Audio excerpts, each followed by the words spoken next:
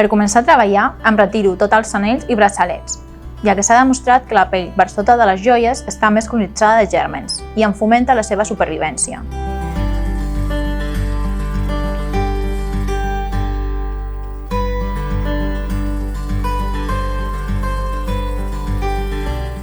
Per una bona desinfecció de les mans, les ungles han d'estar curtes i lliures d'esmalt.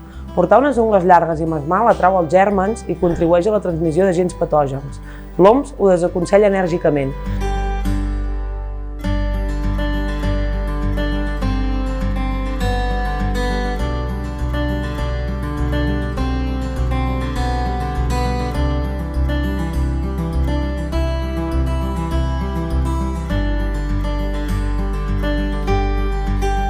Els guants s'han de canviar entre pacients.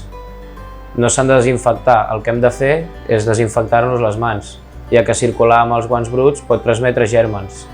Uneix-te a la seguretat de l'atenció sanitària. Els nostres pacients mereixen una atenció neta i segura.